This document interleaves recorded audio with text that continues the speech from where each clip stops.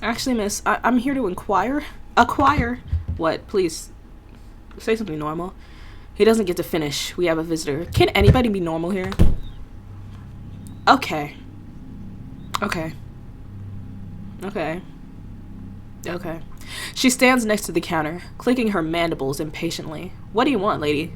It's not your turn. 2 packs of Brapsy, a pack of screaming cheese, and a bag of fairy fingers, darling. By the way, your gas attendant is a real sweetheart. Really? We have a gas attendant?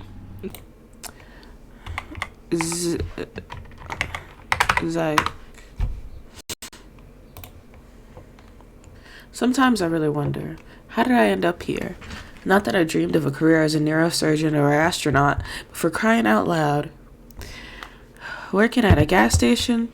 On the other hand, money is money.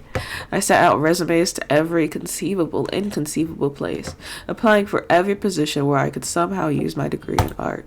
0 responses. I had to swallow my pride and find at least something. I found this note stuck to the glass of the bus stop. Human organisms wanted for work at gas station.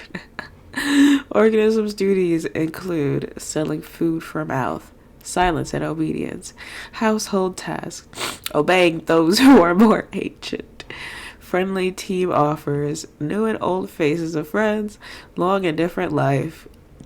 Now, what could this possibly mean? Food for mouth? Seriously? The guy's got a style of his own. Apparently, the manager is just an eccentric dude, or this is their new marketing tactic to grab attention. Whatever. People often told me that I have my quirks too, and that's even if they haven't seen my first. Well, whatever. As long as he's not a complete jerk who'll hit on me or make me scrub the floors with a toothbrush. Hold on. What? I didn't scream. I couldn't move. My brain feverishly tried to find any category for this in my database. Hallucination, psychosis, too many energy drinks, a typical middle manager. The monster from my nightmare stirred. Its tentacles crept closer to the counter. My God. The creature made a sound. Not from a mouth, it had none. The sound emanated from deep within its bulk, hollow, profound, bone shaking.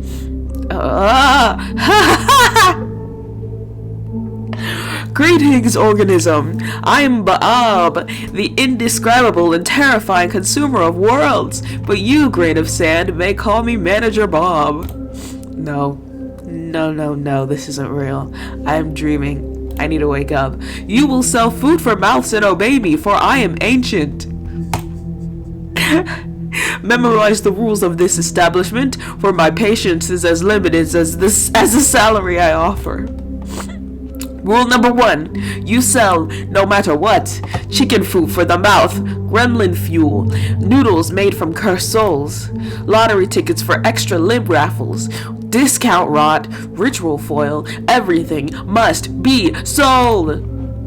He points directly at me with that creepy slimy tentacle.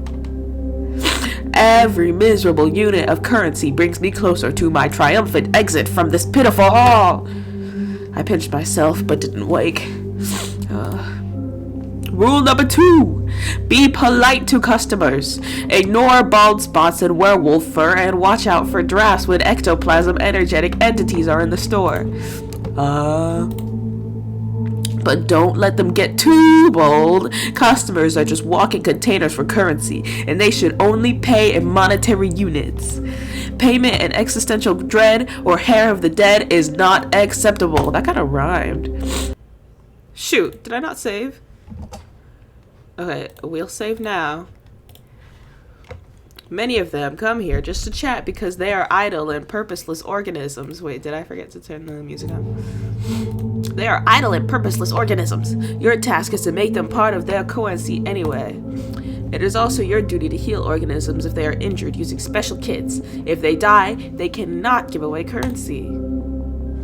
Aha! Werewolves! Ectoplasm entities, and what the heck are you? Excuse me, dear sir, you seem to have mentioned werewolves and ectoplasm.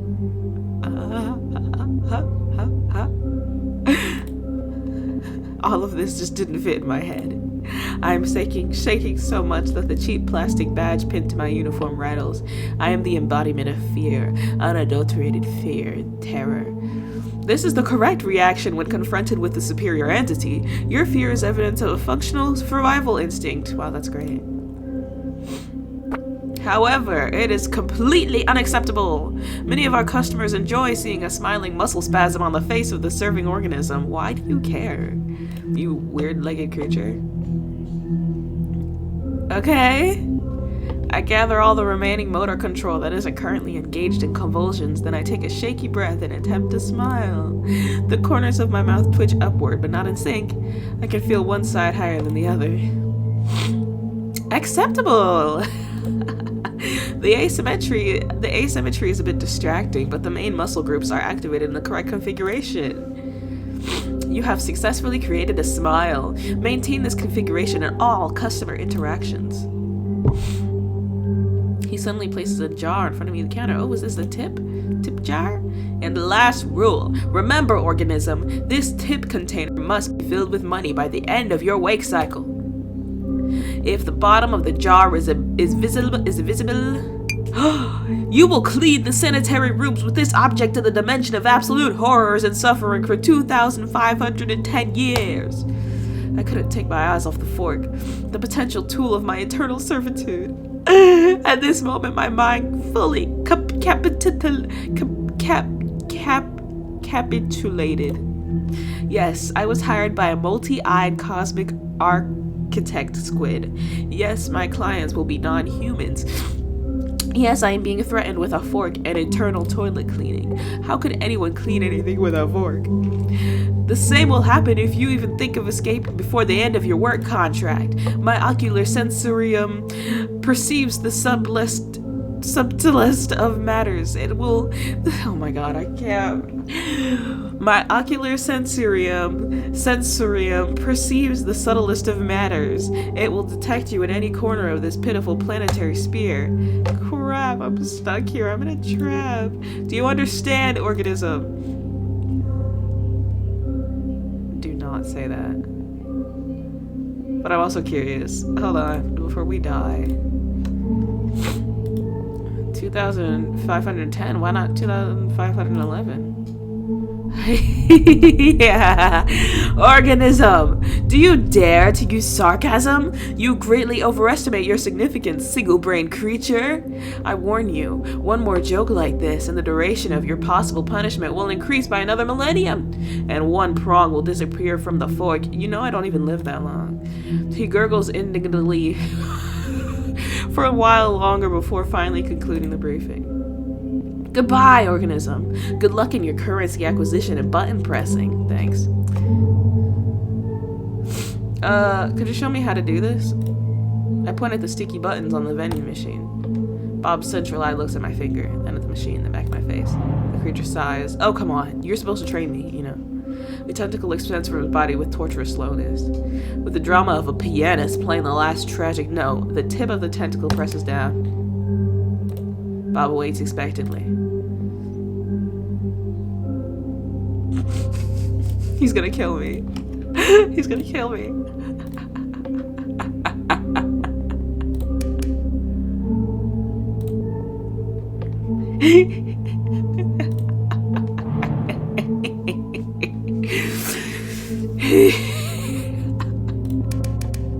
The button is pressed repeatedly, the clicks merging into a furious, thundering rhythm of pure anger.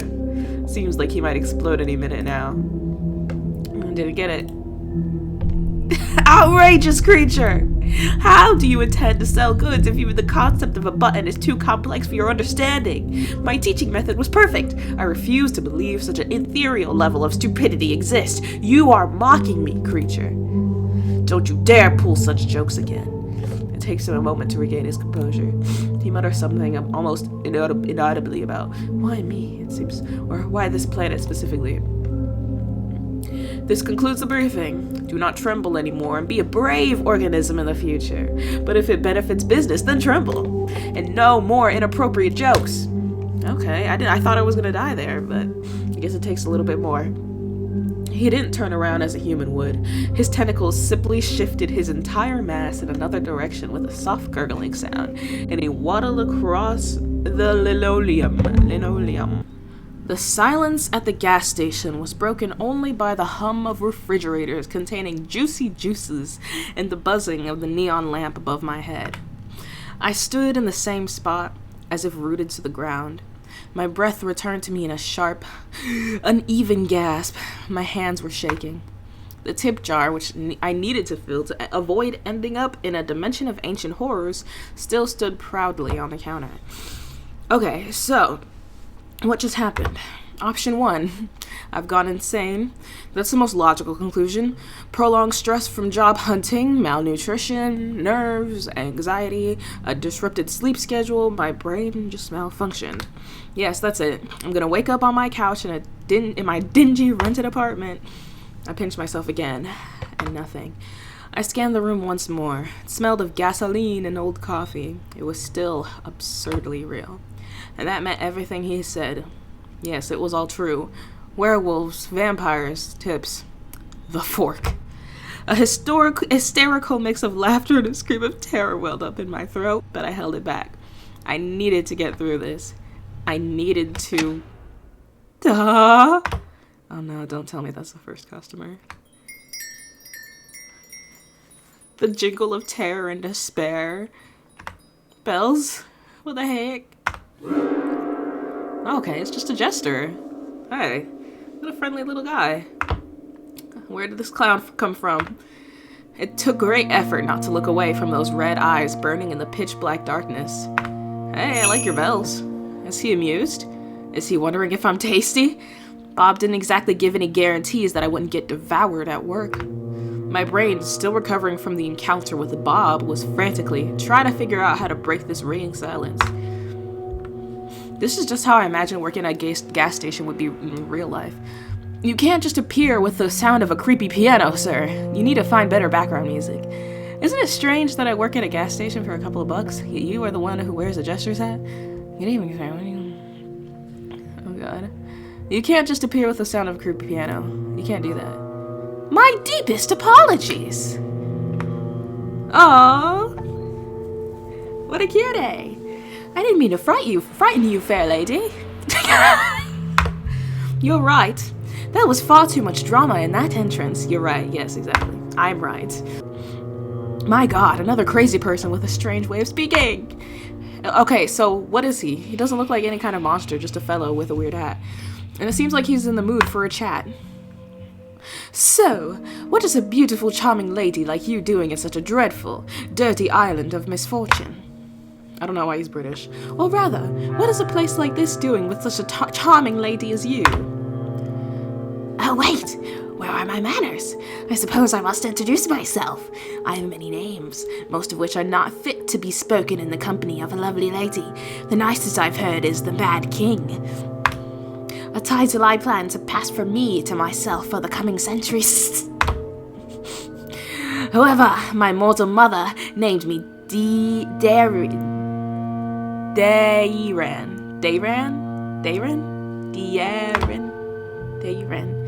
Now, may I have your hand? No.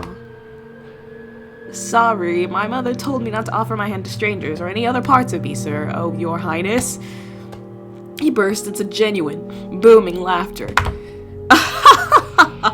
Your mother was a truly wise woman. A masterful stroke of self-preservation. I haven't been rebuffed so delightfully in, well, at least a century. Others prefer to use enchanted swords and pitchforks. They forget that words can wound too. But perhaps I can still melt your heart. I have an eternity for that. Literally. May I know your name?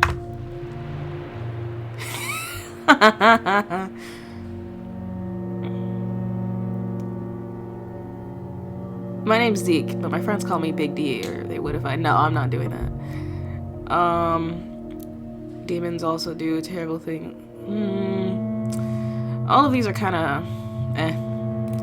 Zeke. Oh, my dear Zeke, you are so polite. He seems to savor my name. It sends shivers down my spine. Polite people never risk anything. No friends, no enemies. How's that interesting? That's pretty normal. Imagine how wonderful it would be if we became friends. Those would be the most interesting few seconds of your life. What does that mean? Or friends, then it would be a delightful eternity. Or lovers.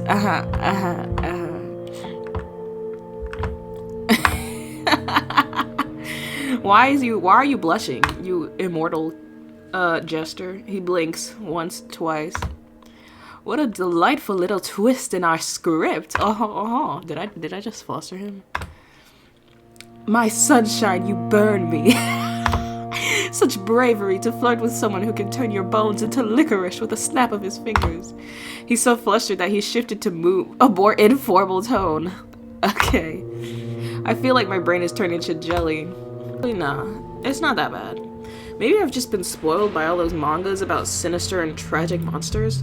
Though the only tragic thing about this client so far is his tragic unwillingness to buy my discount rot.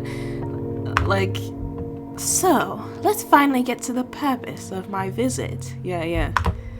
Finally. Because my life is on the line. It's completely unknown to me. It is. Oh, for crying out loud. There's nothing interesting in the assortment of this pathetic shack except for you, so I'm buying your time. No, you need to buy this discount rot. Let's have dinner. I'm sure you must be hungry. Allow me to create a more pleasant atmosphere for us. I need money. I'm shivering from a gust of... Guys, come back. I'm shivering from the gust of icy wind. He just teleported half of my gas station to a radioactive dump, or a radioactive dump to my gas station. And the jar is gone, my freaking jar! Put it back the way it was in the jar! Looks like I'm in what it seems like. Guys, my jar. You really don't like change, do you? But life is ever changing. Life is not a stone, my dear. Life is water. But since you don't like this current, so be it. Let me find us something less populated with mutants. I can't go long without familiar landscapes. Already ruined lands makes me melancholic because of all the fun has happened without me. Disgusting. Allow me. Oh, that's nice. This is something, seemingly less radioactive. Amazing, I haven't thrown up yet. Feels like I've been flushed twice through an interdimensional toilet. So, seems like I'm sitting at a table. Much better, wouldn't you agree? Something like that. I know that we are upside down. Much better, wouldn't you agree? Couldn't be better. This is still not my store. Bob will kill me. I prefer the dump. Well, I'm curious, is this your home? Words of a true poet, Zeke. My two favorite categories, strange and beautiful. This place is much more than a home. It's my cage, and my greatest canvas for creativity. Every ugly tree, every mad toad, every eye-bearing mushroom, it's all a piece of me, a marvelous piece, except when the rocks grow legs and start running. Including those that people make their homes out of. And now you're part of this place too, isn't it wonderful? I'm slowly getting used to the landscape. The fireflies here are quite charming. But it'd be better without the frog with a human face. Yeah, that is a bit unfortunate. The frog notices me too. It lets out a sad croak, and then looks at me with an expression of deep existential despair. Who's the frog? Oh, that's Lori. Lori? One of the brave souls who dared to challenge my authority.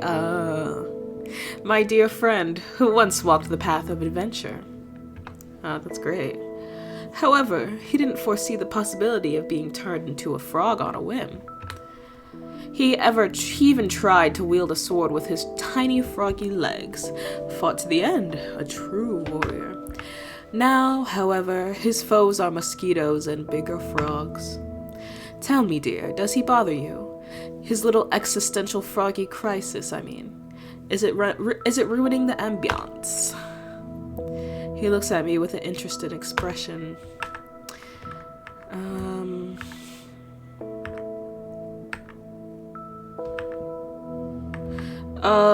What exactly did Lori do? What did this walking sack of manure do, besides trying to kill me? Plenty. He swung a sword blazing with righteous fury or some such nonsense. He dared to come to my home, a world born of my shattered mind, and dictate what the natural order should be. Such an audacious, vile creature.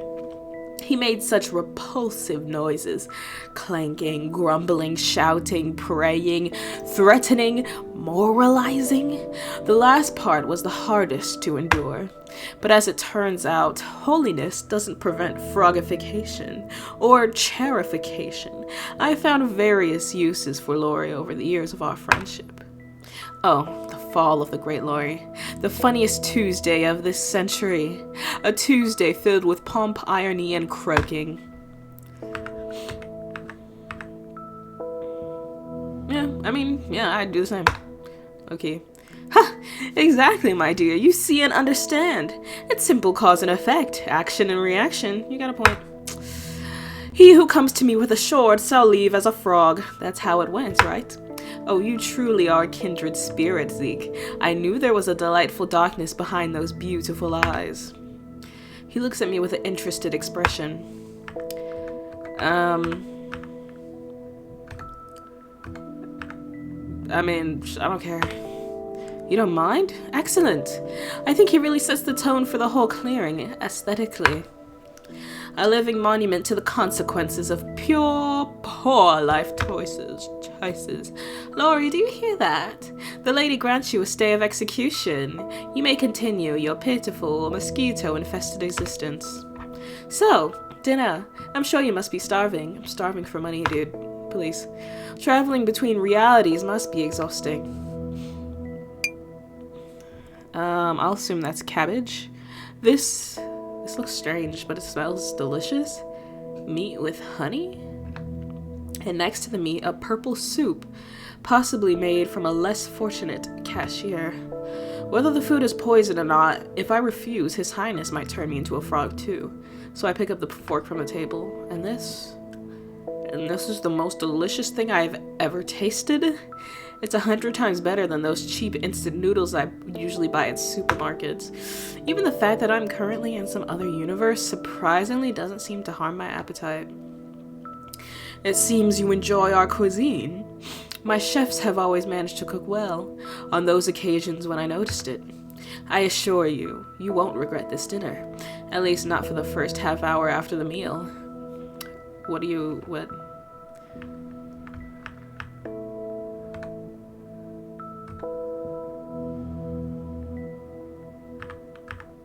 This is the best purple goo in my miserable life as a miserable cashier.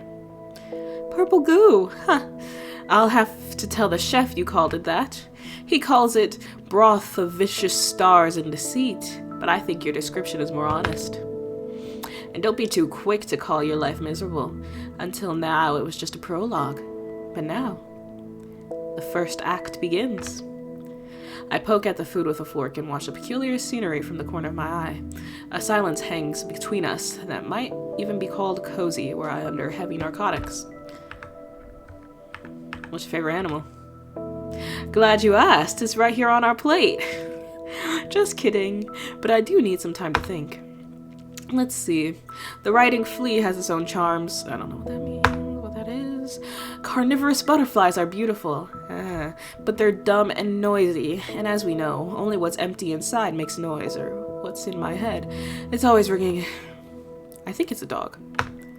It loves its owner with all its heart, whether they're a saint or a serial killer, and doesn't notice the difference.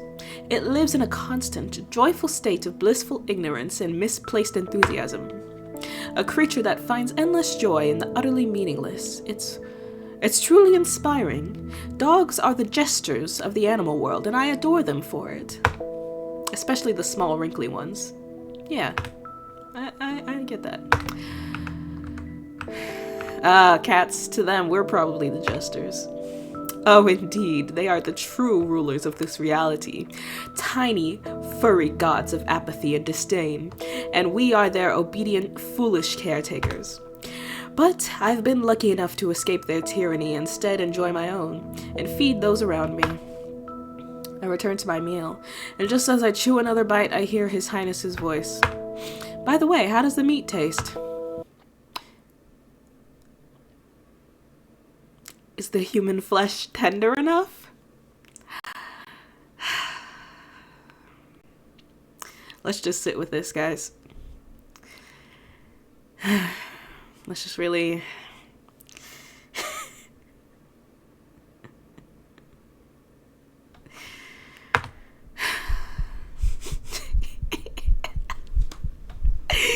My fork freezes halfway.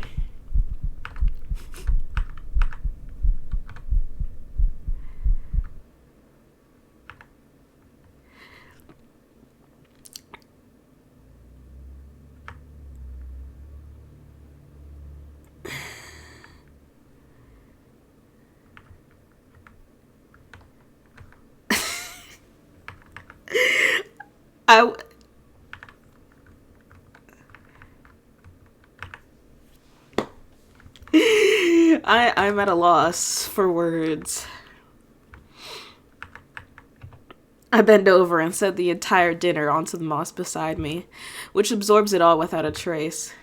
I look up at this monster with teary eyes and see a satisfied grin. "Ha, my dear, your expression is priceless. You're so trusting." I apologize, I couldn't resist such a dreadful joke. Why did I have a feeling that he was joking? I mean, look at the bells on his head. It's just venison, as far as I can tell by taste, not very intelligent. It's definitely not Timmy, our carpenter, who unexpectedly disappeared near the large kitchen cauldron, perfectly sized to fit in it. Definitely not. I've personally issued several decrees related to cannibalism, perhaps even considering its prohibition, but that's besides the point. I rarely have visitors, and I'd like to tell you about our other interesting guests. After all, it's the most fascinating thing I can share with you. For a place where mushrooms with eyes grow, it can be incredibly dull here. Shadows in the clearing thicken and stir. They detach from the gnarled trees rising up from the ground like black ink and spread across the wall. Excuse me. Dancing and intertwining, they prepare to perform at their master's whim. Behold this incredibly crooked castle, my dear. Crooked to the point of absurdity. Sadly, in reality, its curves look far more aesthetic. But give the creator some leeway for his expressiveness. Many brave and not so brave souls have tried to conquer this terrifying, dark, eerie, crooked castle. So many that it became even more crooked. Behold this incredibly crooked castle, my dear. Wait, oops, I accidentally went back. You see, this dreadful monster living there never lived being like, oh my god. You see, the dreadful monster living there never liked being distracted from its important duties. Terribly important duties, like having long, deep conversations with its own reflection or concocting recipes from raisins. So far, the scariest thing in this story is the presence of raisins. Yes, you do understand. They are a real horror, aren't they? Tiny, shriveled bits of deception. They pretend to be sweet, but they are just made to ruin. They ruin lovely cookies, ruin family photos. They have no place in civilized society. Oh, how I understand them. The monster was a tyrant, a menace. He sowed chaos and disorder, mostly on purpose. He had countless opportunities for creativity and wasn't afraid to use them. He made some people believe they were pigeons and others that they were grains. He wouldn't allow his best servants to have windows, fearing that the moon and both suns would get envious and want to take them away.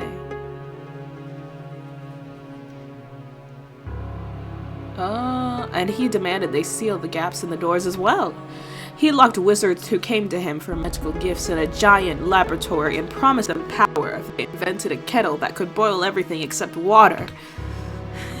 So, did they invent the kettle? Invent it? Oh, they did so much more.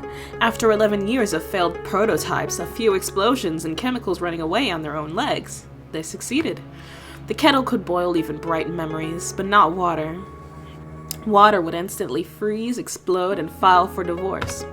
I immediately rewarded them with a new invention idea, a cup with a sealed top and without a bottom. Let's see how they handle that. But I digress. But behold, a ray of light in the dark kingdom, the first hero, Sir Loll, the righteous in all his clanging, self-important journey. Glory. He took a knee to rest briefly because the weight of his righteousness was bad for the health of his poor back. Following the rumors spread by the same monster, he fought his way through the monster's loyal subjects too. By the way, where did he even find them? Most of my subjects are too busy contemplating the color of suspenders for their suspenders or lamenting their fate. I cherish them in their imperfection. Anyway, it doesn't matter. They were probably the most restless of them. Every story needs minions. In any case, our hero descended into the Grotto of Despair, the Grotto of Tentacles. Imagine the most sinister name you can conjure. Anyway, it doesn't matter. Wait, I keep going back on accident. The Grotto of Kidney Stones. The dreadful, imperfect human body. The worst affliction is having them in your kidneys. What a joy that now I can choose how many I have. I prefer a negative number. But let's not get sidetracked. Into the Grotto of Kidney Stones, our hero descended to retrieve an artifact capable of defeating the Monster King. The Ring of Incredible Power. A bit shoddily created, but I assure you it looked more aesthetic in real life. However, the brave knight didn't know that the incredible power of the ring lay in its 440-pound weight. That was its only magical property. The only incredible thing about this ring was its incredible stupidity and uselessness. The realization that he had spent weeks of his life on a divinely heavy paperweight, and the sudden, crushing thought that he should have become a baker instead of a hero, just to get some sleep. Well, it broke his poor, noble mind. Not that this mind was ever intended for serious burdens. So the knight perished. But then, along came Elmer Eagle Eye. They say he earned his nickname by escaping from an enemy fortress. On the third day of his captivity, he noticed that his prison cell was lacking the fourth wall. An archer of legendary skill who tried to kill me with a precise shot, constantly, during breakfast, while bathing, at balls, during sleep, and even while I was devising a plan to get rid of him. The audacity! I hate just killing them. Turning them into madmen is much more fun. And I bestowed a little curse upon the elf as well. I made it so that every time he drew his bowstring, he'd hear the most annoying melody to his ears. Elma was a terrible racist. He hated dwarves, so naturally, the melody became the national anthem of the dwarves. I played in a loop by a bagpipe orchestra. The pure rage it provoked derailed his aim every time. Eventually, he stormed the castle, dropped his bow, and begged for a job at my court in exchange for changing the song to anything else. He was desperate, and I was a villain. Everything aligned incredibly well. Now, he's my loyal huntsman. The dwarf march is replaced with a lively elven sea shanty, and let no one dare accuse me of being callous and heartless. Now he has a salary, good food, clothing, entertainment, and a full guarantee of non-dismemberment.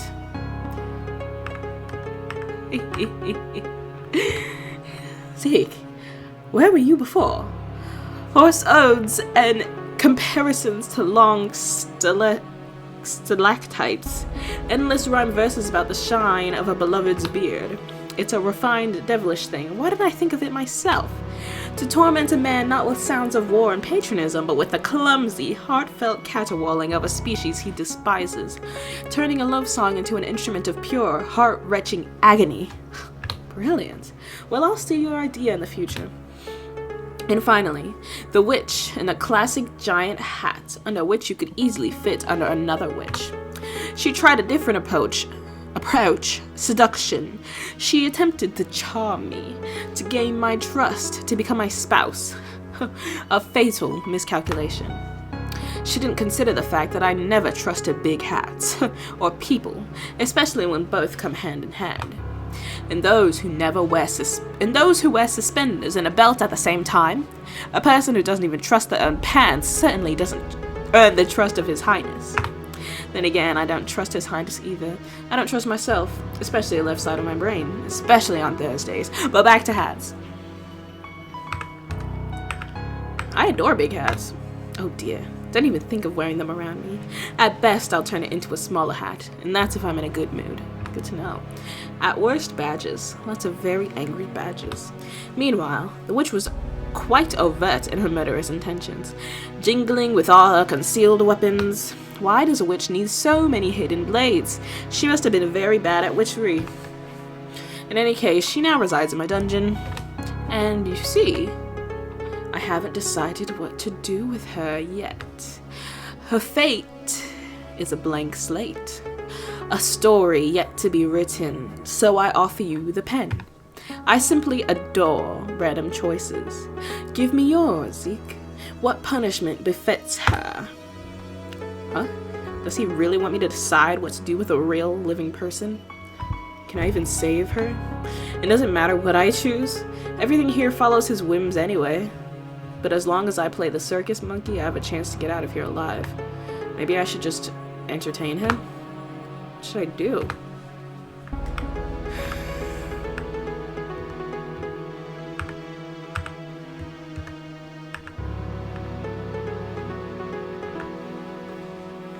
Low-key, I'm gonna be honest.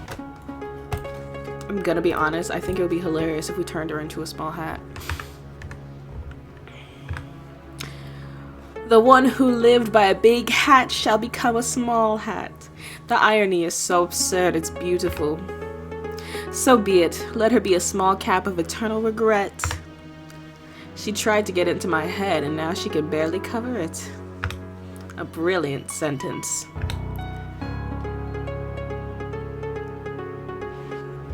Something's missing from this tale. You never told me about the monster itself. Dear, who cares about these monsters anyway? I do. If monsters are the muck, then I'm the pig, you see. How eloquent. Alright. I must admit, this will be my first performance like this. Darian sounds a bit bewildered, it seems. Allow me to toss my mind up and see how it lands.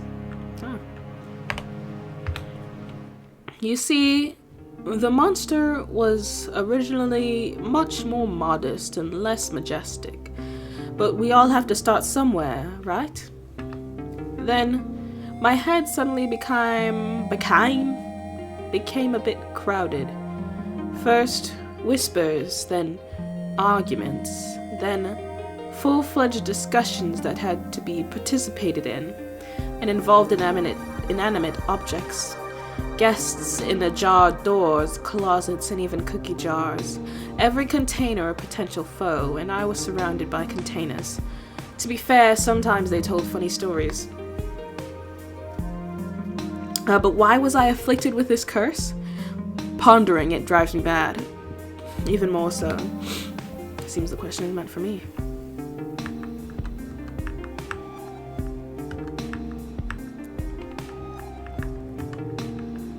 Did you touch a cursed artifact? Maybe some ring of yours?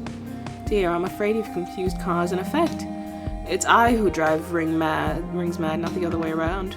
Any poor innocent artifact I happen to touch might start screaming uncontrollably or trying to ask those around it about the meaning of their lives. No, I'm afraid it's a bit more banal. It's all about rotten blood. Too pure, I beg your pardon. My great-grandfather issued a decree forbidding death from old age, and a distant aunt believed a colony of sentient mold was living in her walls, claiming her inheritance. But I always thought that I would be spared this fate. I had to be temporarily isolated to avoid embarrassing my guests at royal balls with the young prince pointing at noble lords and saying, "Haha, the gnomes finally got out from under my bed." What a misfortune for the entire family, except for those in line for the throne before me. My death would have solved many problems for my family, and indeed many of my own problems too. I made a decision. We made it, to be precise. There was already a whole council of us by then. However, Chaos had other plans. A god, a goddess, a cosmic clerical error. I don't know. Something ancient and terribly bored found itself a new source of entertainment. It offered me a throne. My own corner of reality to rule, where the fragments of my mind would become the laws of the land. No more restrictions or pants for my subjects if I wished. My subjects, at first, they disagreed. But then they came to terms, or their minds changed to fit the new realities. And here I am. A dramatic silence ensues. Perhaps I'm the first being to hear this story in the centuries of its existence. I must choose my next words carefully.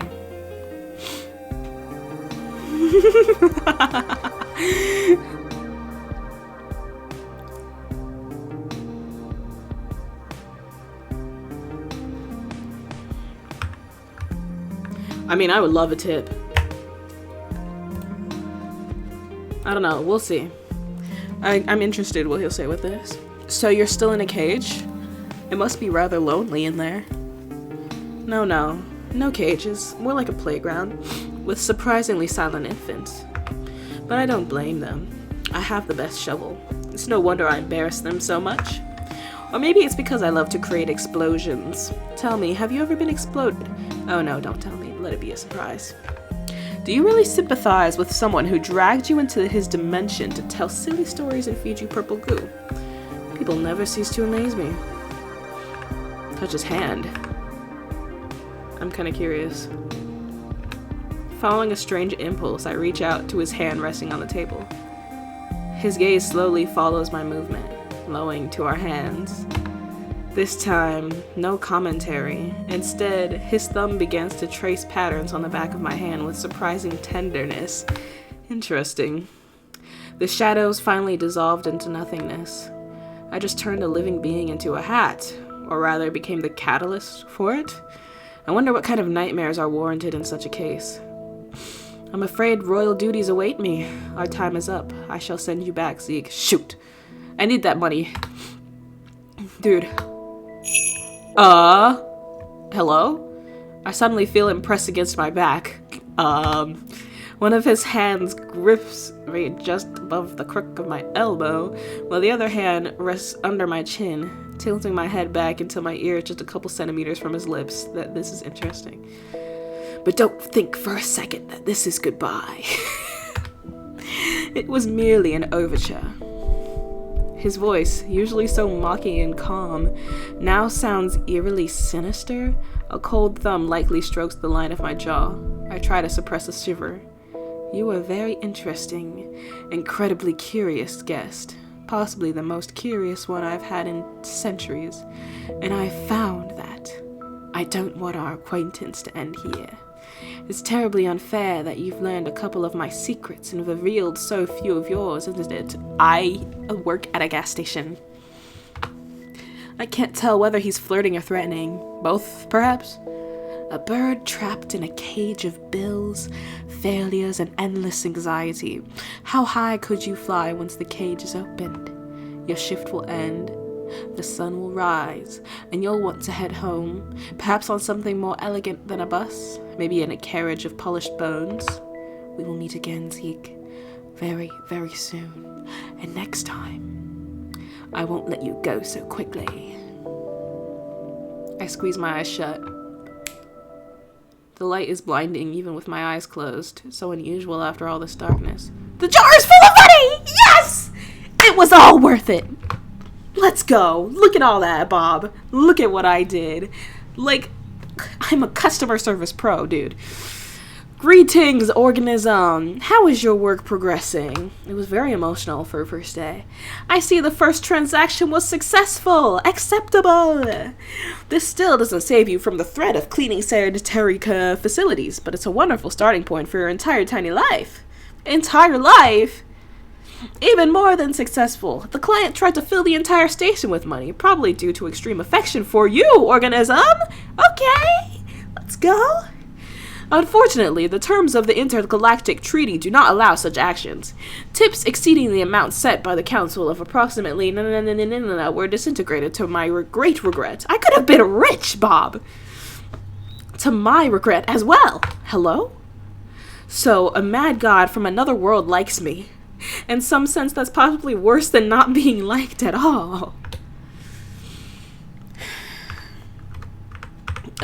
The very first client sent me to another dimension and nearly turned me into a cash register, Bob. Interdimensional travel is an unconventional interaction with a client. But if it positively affects the profit per minute ratio, then it is within acceptable limits. Especially if the client paid for the attempted transmutation or its consequences, then there's nothing to worry about. I urge you to relax your muscles, organism. Continue working. I am experiencing a positive emotional reaction. I am proud of you, and I will be even prouder if you acquire even more currency. Goodbye, Mr. Manager. Your tentacles shine particularly beautifully at this time of day. Your comment regarding the shine of my appendages is noted, organism. The secret is a meticulous regime of polishing them with void bib oak slime. Goodbye. See you around, Bob. Maybe this place isn't so bad after all. He slaps across the floor to his office. As soon as Bob's rhythmic, wet slaps fade away, a deep silence descends on the station. One moment I'm in a surreal forest, dining on purple goo with a mad god. A god who liked me so much that he offered me to ride back to his world in a carriage made of bones. The next moment I'm being praised by a multi-eyed tentacled monster. Maybe these are all just my deathbed hallucinations. You know what? It ain't so bad. I'm an adrenaline junkie. Disgusting. Now I have to deal with that too. In the midst of my contemplation, terrifying sounds emanate from my boss's office. Unfair bills! Unacceptably large numbers! Of course, what else could upset him so much if not that? Steps. Another visitor. This one decided to come in through the door for a change. Who is this? He seems unwell. I hope he doesn't knock over my shelves of shampoo with jojoba oil and delicate lilies on his way. He's not just unwell. He looks like hell.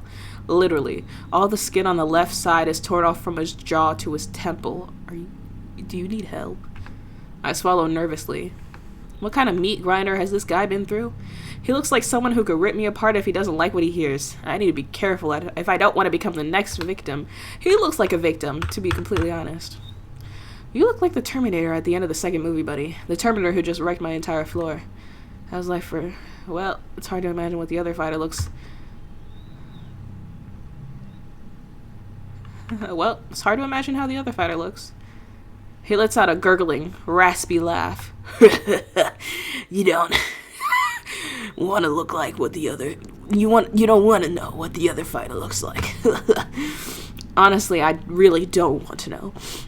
My inner archive labeled I don't want to know this is at risk of bursting from overflow tonight. Words clearly come to him with great difficulty, which is probably not surprising for a man without half of a face. He clears his throat, but that doesn't help much. I need blood. He tried to smile. It would be charming if he still had all of the necessary muscles for that. Now it will haunt me in my nightmares, among other things. The client pauses again briefly to clear his throat.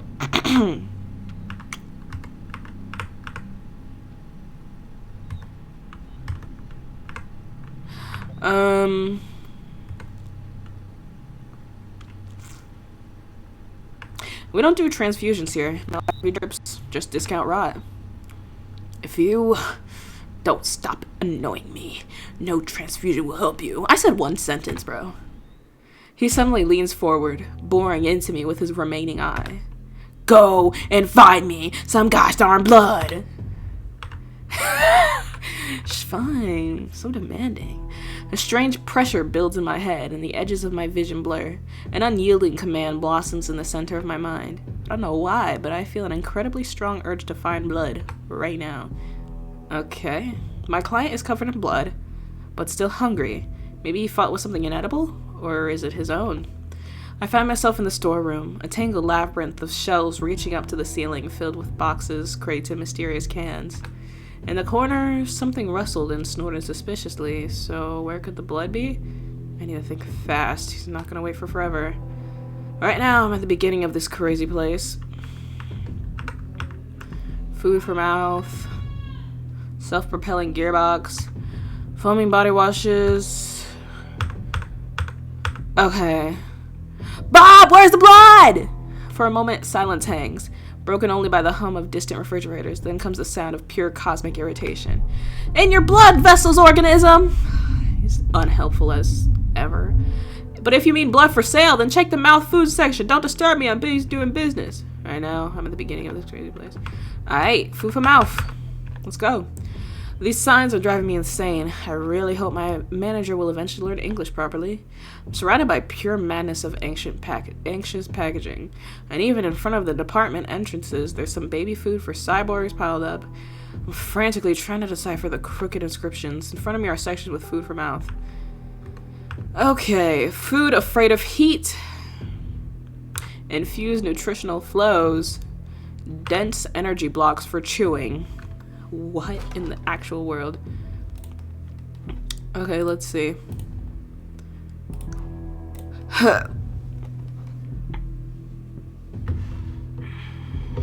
What the heck? Alright. Infused nutritional flows, so it's not energy blocks for chewing. Infused nutritional flows, I'm not really sure what that means.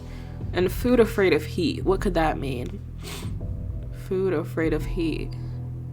Like food that is like supposed to be frozen, perhaps? Okay, we're gonna try this. Let's see, here are endless shelves of drinks. Next to Coca-Cola are bottles labeled liquid regret and primordial broth. Now with nucleotides. Cans labeled Brapsy, vodka, Solneco. I'd love to meet the person who came up with these names.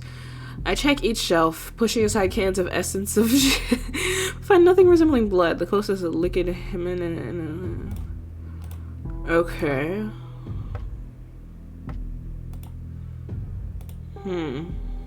Okay, I'm guessing it's food afraid of heat. Gremlins, cryo capsules, minty tritanium liquid family. Oh my god, a huge freezer chamber. Oh brother. So does this dude want human blood or etc etc? Product of animal fauna exploitation with fruit pieces. Probably not. Matter of lesser life forms. Probably spare parts of human organisms, right? This section reeks of formaldehyde and horror. Glass jars filled with murky liquids sit on the shelves. Okay, where exhibits float. I try not to think about one of the containers holding a name tag that reads Kevin. Take blood of human organisms. Kevin, taste of unfulfilled dreams and unwarranted expectations. He didn't say what kind of blood he wants, so he must not be very picky. Cheap alcohol and tuberculosis. Michael, taste of efficient resource and artifact accumulation. Efficient resource and artifact accumulation. You know what? Michael seems like a good ingredients. Yeah, sure. Alright. The blood in this jar has a rich, almost glowing ruby hue. It looks healthy and full of energy. Michael, whoever you were on top. Champion's blood flowed through you. You were probably something like an energy drink for the undead. And yet here you are in a jar. There's something to ponder. He abruptly lifts his head as I approach. You... already? His voice carries genuine surprise and clear relief. Well, good thing you weren't wandering around for half an hour. Bring it here. My client finishes the jar and grimaces. Ugh! For crying out loud. What the heck is this crap? He reads the note on the jar. Michael. Well, you were a lucky guy, Michael. Too bad I can't kill him a second time. Tastes like a happy family, a successful career, a retirement account, and this jerk probably never even had cockroaches. At least he's now Liquid Michael in a jar. He chuckles quietly. Yeah, there's something to that. Cool that you found human blood. Good job. You're sharp.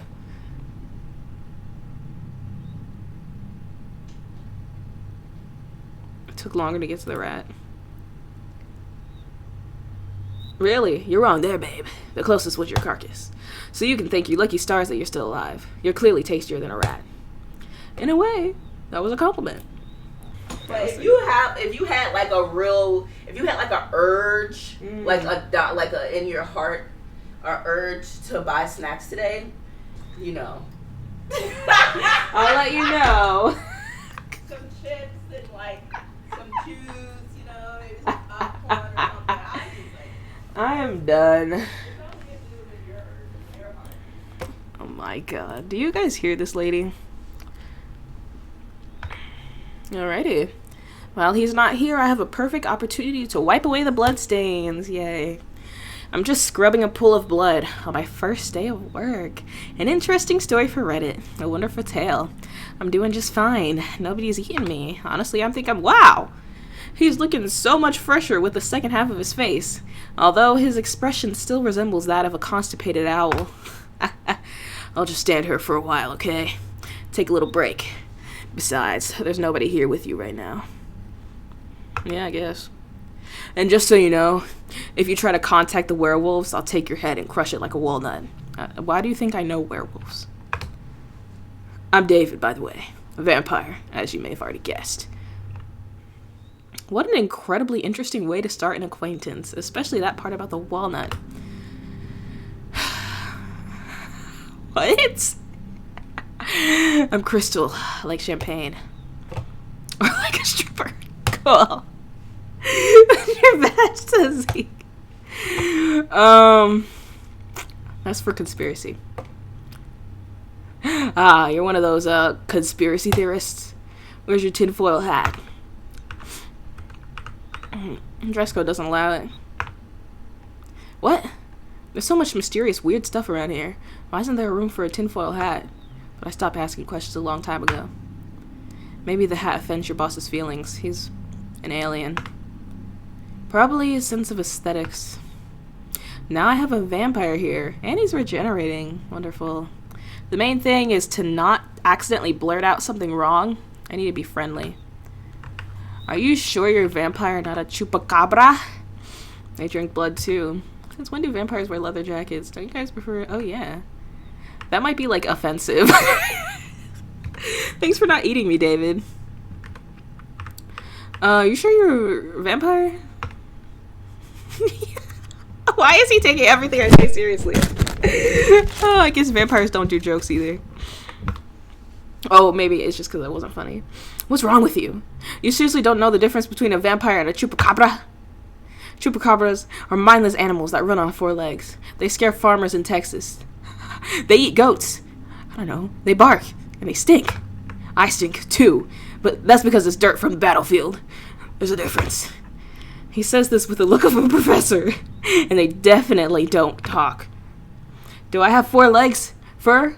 Maybe a goat in my teeth? Or did I run in on 4 legs with a goat in my mouth? No? You know why? Because you're not a chupacabra? Right on the money. I am not a chupacabra. I think what bothers him most is that a chupacabra is small. He clearly wants to be a big and cool creature.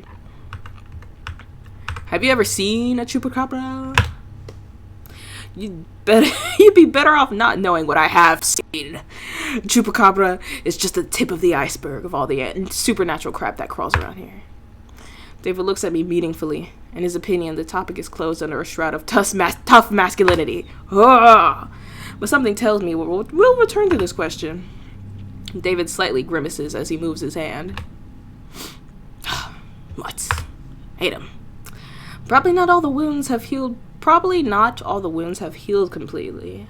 And does being a vampire doctor fall under duties? Oh, yeah, I think we were supposed to, help these patients. These customers. I think Bob said it was mandatory. Let me help. He looks at me skeptically. The offer of help is probably so foreign and unexpected to him that it leaves him momentarily dumbfounded. You, what? Me? Little me? You want to play nurse? A flicker of confusion is replaced by something more intense. It's just a couple of scratches. And a little piece of that will grow back on its own. I'm fine.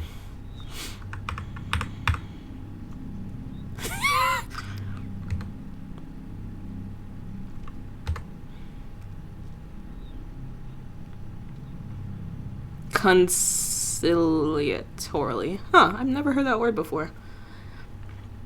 You mentioned werewolves, probably not just a scratch. Let me try to help, okay? I give him a chance to save face. Now we're treating him not because he's a wimp, but because he survived an epic battle, a direct blow to his ego. The guy immediately starts puffing up with pride. His eyes light up. Hope I didn't catch rabies.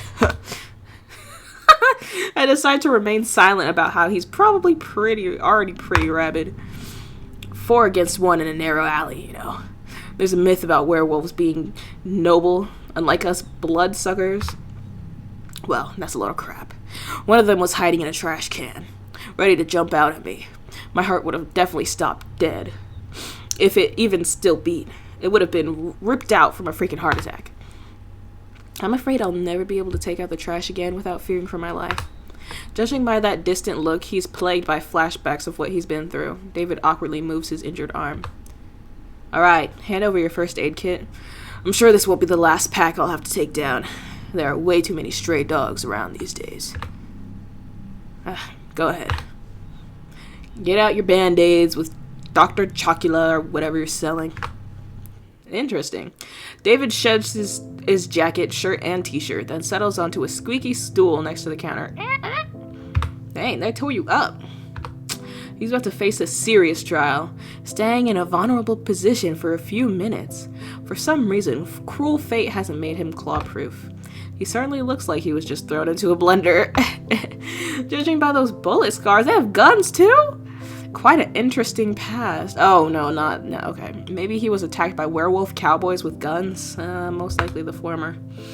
By the way, I didn't know that corpses have doctors too. I thought the only doctor available to me now was the coroner.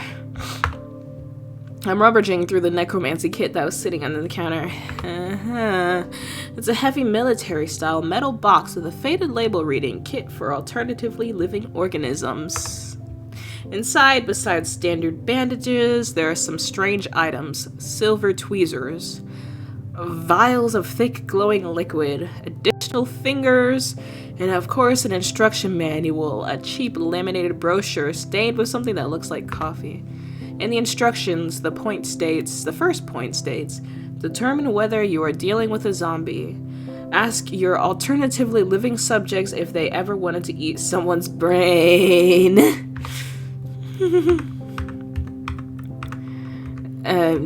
Bro's clearly not a zombie.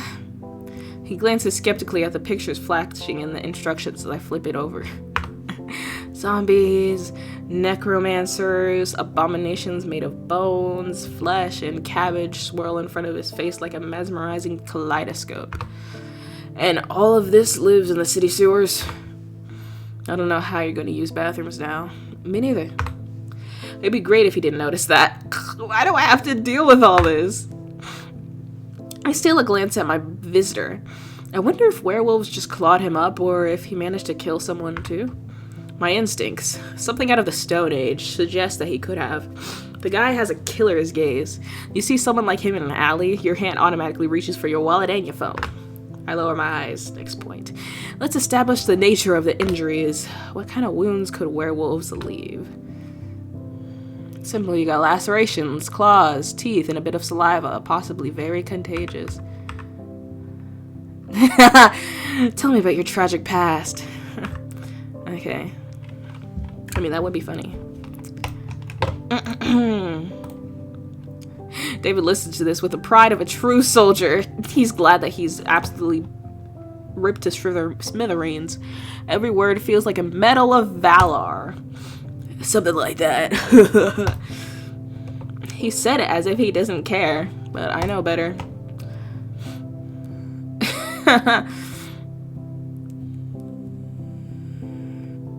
Wounds from a real rabid beast, buddy.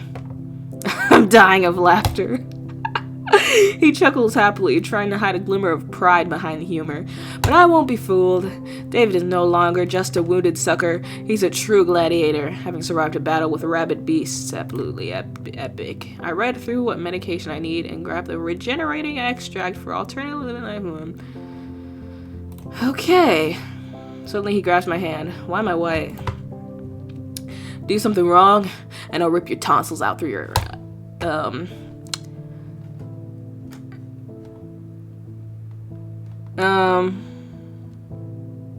you know, actually, yeah. You have a fantastic talent for coming up with threats. You should write scripts for action movies.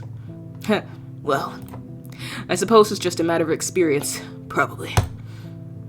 And you, well, watch what you're doing, or there will be consequences. It seems he just heard the best compliment of his life. Jeez Louise, that is something. A puff of steam rises from the wound, and the air starts to smell like something is frying. Yeah, it's probably very painful, but David remains calm. Not a single complaint, which is surprising. I hope it's not from your squid manager. Well, we all hope for that, buddy.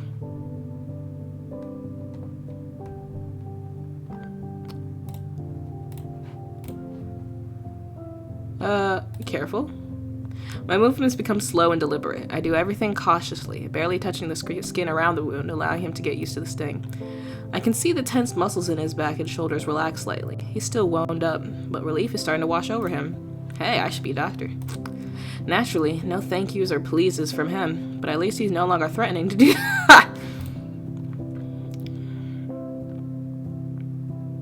I'm not saying that. I am not saying that. I am not, you know, every noble knight needs someone to tend to his wound after great battles. I'm not saying that.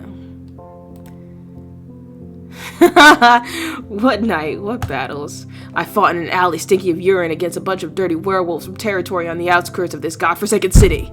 They tore my pants, and I had to take a new pair off a junkie who was lying in a puddle nearby. What am I, a knight of what?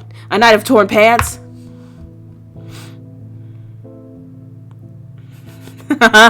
You are a wolfhound knight.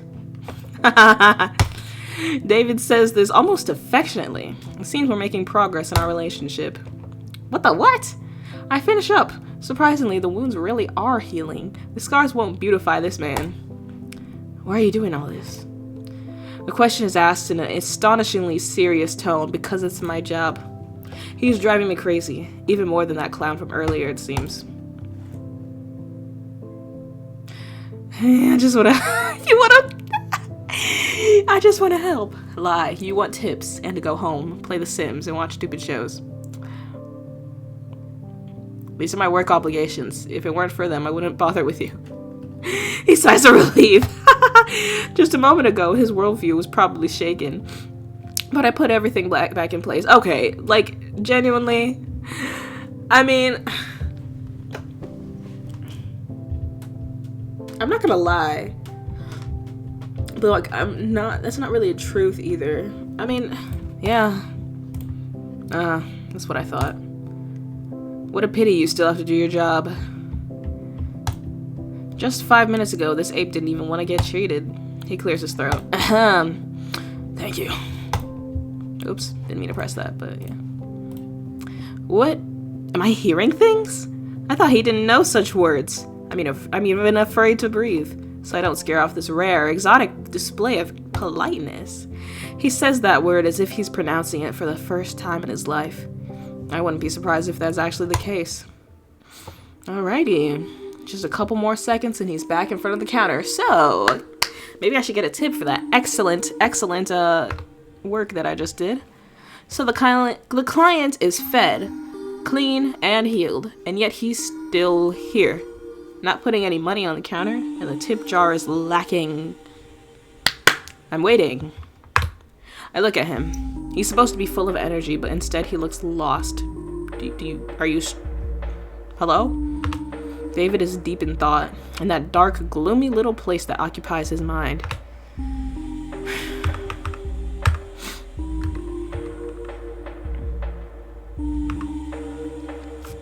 Are you planning to pitch a tent here? David snorts, hearing the impatience in my voice. What, already tired of my company, doll? I leave when I want to leave, and I don't want to yet. I'm curious about one thing. I haven't talked to a regular human in a long time. I wonder, by regular human, does he mean my extremely natural essence? I'm no vampire, werewolf, or thieving gnome. Or does he mean my lack of a criminal record and absence of drug or alcohol dependency? Or maybe he's looking for the perspective of an ordinary worker, a working class person, a gray collar. Does your face always look that funny when you're thinking about something? Yes, it does. I don't even get a chance to respond to his jab before he follows up. Let's conduct an experiment. Suppose you're now a free vampire, able to go wherever you want, do whatever you want. Where would you go? Transylvania. David looks at me expectantly. What kind of superpowers do vampires have? We know this. What weaknesses will I have? We know this. And who were you before the bite? We don't know that. Can you find everyone who wronged you in your life and get your revenge? You know, that would be fun.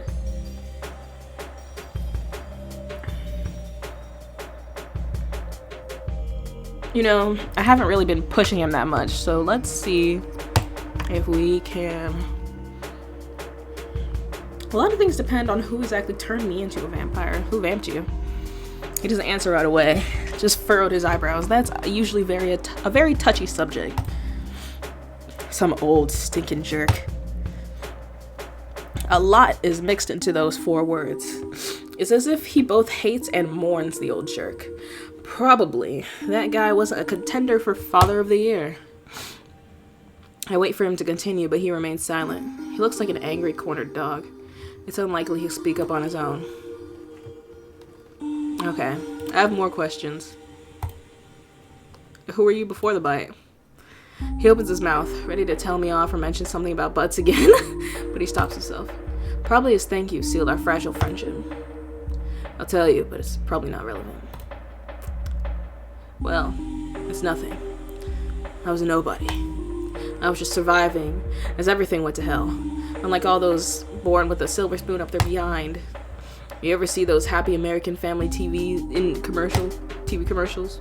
They sit at the table with a bowl of salad, smiling like idiots. And they always have a dog. Well, that wasn't my case. My stepdad was a crazy guy who thought the best birthday gift was a smack on the head. He did teach me how to shoot properly, though. I left my family dump early. It's really dumb. But I thought I'd start a band and become a rock star. But as they say, wish in one hand, poo-poo in the other. See which one fills up faster. At first, I worked wherever I could, then found some guys to do some shady stuff with. There aren't many ways to make a living in the Los Angeles area. Can't exactly work the cash register, right? David jabs again, but without malice. The antisocial environment made him resentful of the middle and upper classes, but it hasn't affected me yet. I wonder why.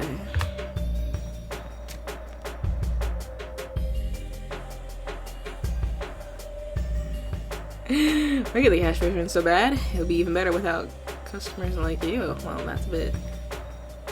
Doing gangster things, running motorcycles. Come on, life isn't as fun as it is in TV shows.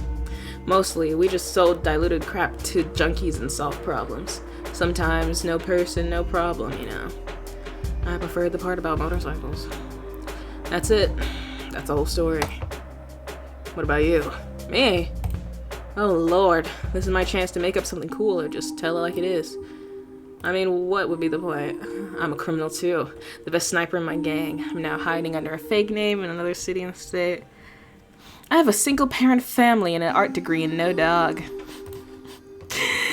He listens to how I ended up in this dump, about my job, search, and everything else. Oh wow. I didn't sell drugs in alleys, but it seems we still find some common ground. Got it. You're not in your element. David truly understands. Neither he nor I wanted to end up where we are. Neither of us know what to do next, and we both love cheap noodles. But he couldn't eat them anyway. Anymore. I win. You must be tired of those draw me questions, huh? I would draw you. Oh, like a French girl. He tries to look nonchalant, but his eyes show he's interested. Go ahead, I love beautiful doodles. He says the word doodles with such a strange tenderness that it sounds more like a compliment than an insult. I pick up a pencil. Well, okay, let me show off my skills real quick.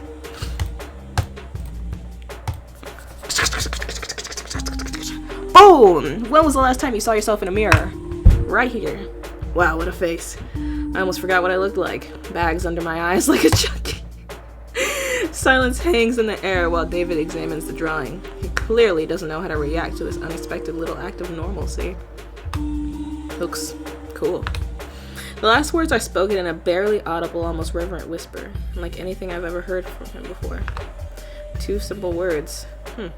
Said with all the sincerity this guy can muster. I can do something too. What, a backflip? David takes the pencil from me and with a deep concentration almost sticking out his tongue, scribbles something. Oh! I didn't know I was this cute. I didn't know I was a cutie pie. I never would have thought that this guy was capable of that. Wow. Oh, I forgot I was an artist. Huh. You draw better than me and I have an education. Come on, it's nothing. I'm not much of an artist.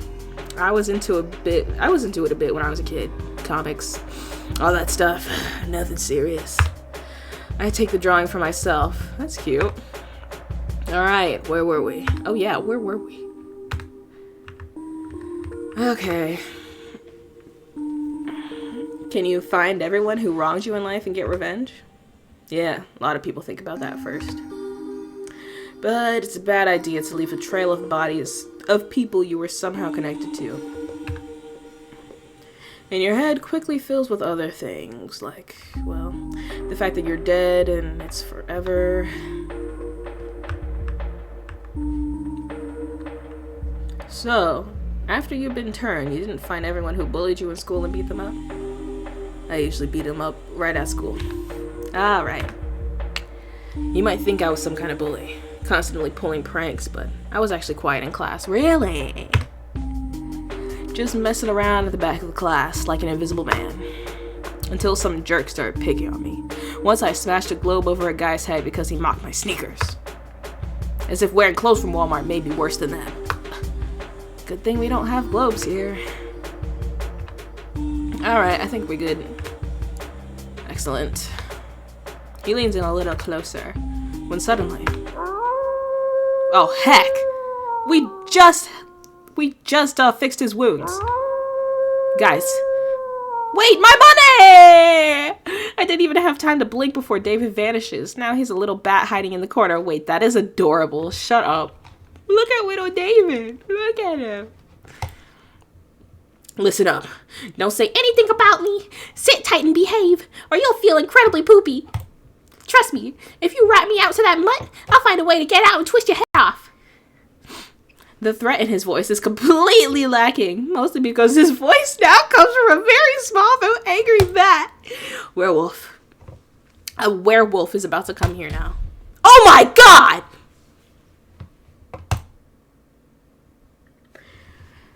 Good evening, ma'am.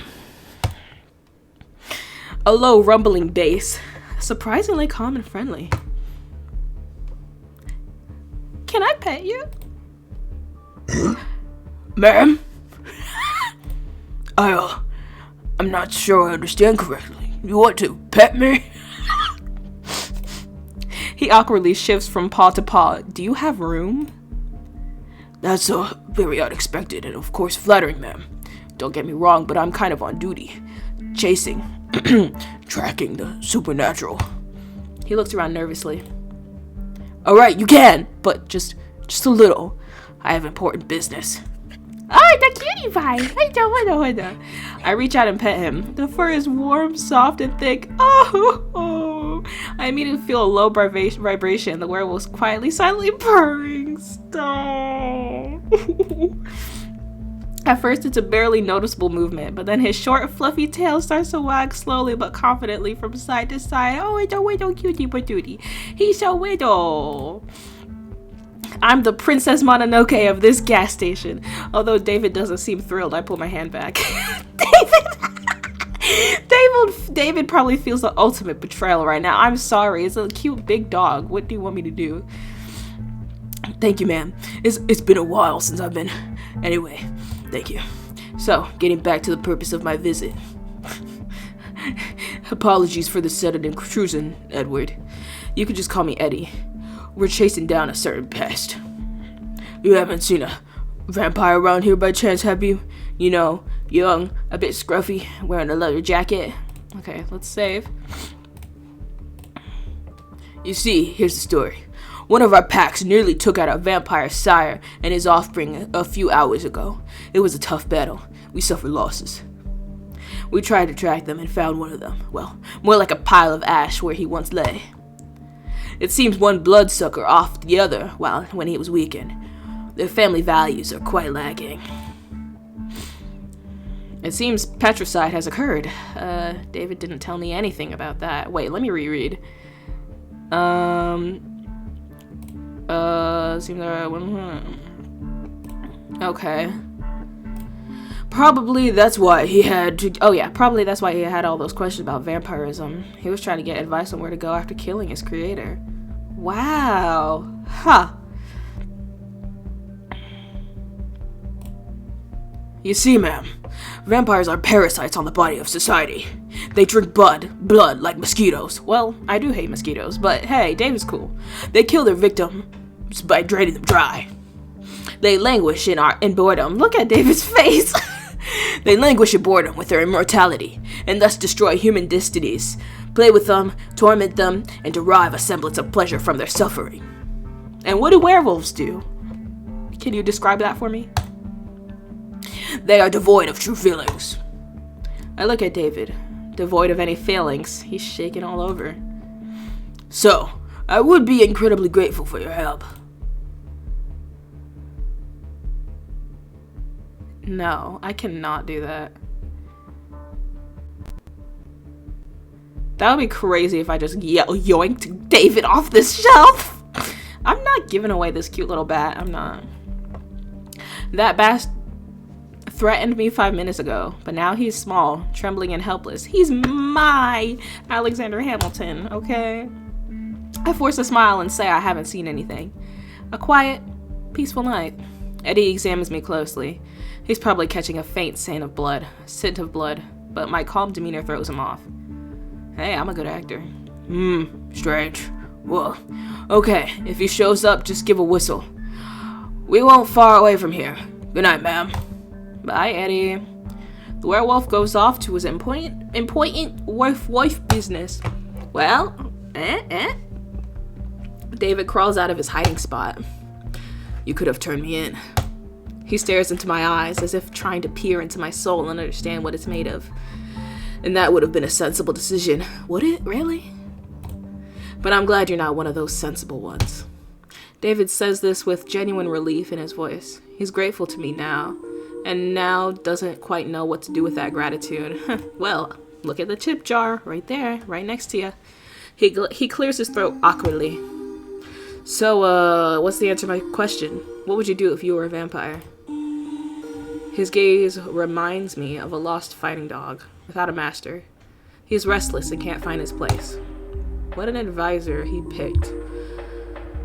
May the Lord help him.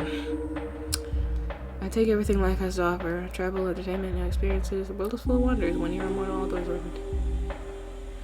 No, one could have slayed humanity. Yeah. You could learn so many things, man. Read so many books. Even learn to play the saxophone. I've touched on something deeply personal. His lack of education, his unrealized dreams. It's dangerous territory. Perhaps before me stands a great unrealized astrophysicist or the next Mozart. Saxophone? Seriously? Want to play the blues? Yes. David laughs, but the laughter quickly fades. I reminded him that he can now become whoever he wants. Break free from the usual tough guy routine. Okay, I'll think about it. Just forget the saxophone. I always wanted to learn guitar. A vampire rock star would be insane, dude. Hooray! Rock vampires! Let's go. Here, take it. We're buying a saxophone. Yes! Woohoo! My dreams are coming true! David is about to turn around and leave when he suddenly stops. He pulls a crumpled piece of paper from his pocket, scribbles a number on it, and leaves it on the table next to my hand. But just as I reach for it, his hand covers mine, pressing it to the table. His skin feels cold. Look at that handwriting, bro. Rough from barely visible scars and blisters, this grave-like chill sharply contrasts with the warmth of my own hand. I feel a slight tingling, like static electricity. Oh my gosh, the chemistry. Call me if you need a ride from work. I've got a couple ideas for what we could do before dawn. See ya. More money, hooray. David says goodbye and leaves. The gas station sinks into absolute silence. Man, was that an event or what? Well, that was quite an interesting encounter. I really could have turned him in, but I didn't want to. What would be the point of us turning him in? Like, actually, like, would the werewolves give me money and then go hip hip hooray and toss me into the air? Oh, I'm hanging that drawn on the wall. It's adorable. For someone obsessed with related threads, surprisingly, his hands are quite skilled. Now I also have a date invitation from a guy who wanted to make me his dinner half an hour ago. I mean, yeah. Guys, I don't even know what's worse. This or the offer to go home in a bone carriage. Though something tells me that if I accept, I might not return home at all. You know, I'm actually doing pretty well. I have not died once. Look at my tip jar. I survived another visitor. It seems I'm starting to get used to this job. Wiping off the sticky residue, hoping it was just spilled soda from the counter, I suddenly hear the crunch of gravel outside. Hooves? Oh heck, is it a manticore? Ah, cute. Wait, that kind of looks devilish. This is definitely not another vampire. The stranger leans against the counter, trying to look casual, but the way his tail twitches betray his nervous tension. You okay, bro? Hi. Your first time in a gas station, buddy? He clears his throat. Hello, babe. My name's Victor. Aren't your parents pirates by any chance? What is going on?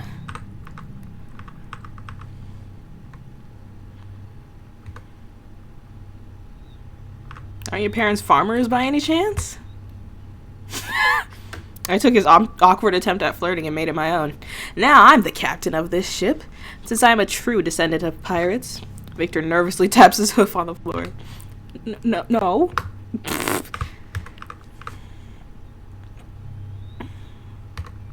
Then where did they get such a sweet peach? His face instantly lights up, so much so that even his ears are smoking, it seems. Thank you. He shuffles his foot. Miss, actually, I wanted to give you a compliment. I mean to flirt. Can I just have money? Victor makes vague gestures with his hands, as if trying to describe a complex mechanism that just exploded. Why is everyone in this gas station coming in just for a conversation? That's not why I came here. I came here for not. Do you understand? That's not why I'm here. It was all supposed to go completely differently.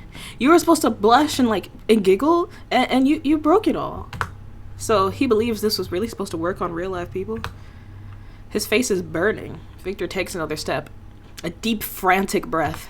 Excuse me. His stomach is growling so horribly. Hope this guy's okay. Do you need, are you... You need the bathroom? Is it really that bad? I mean, is my flirting technique really that terrible?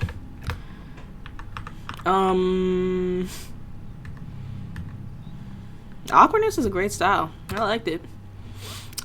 This might be the best compliment he's ever heard in his life. Probably the only one. You liked it? Huh?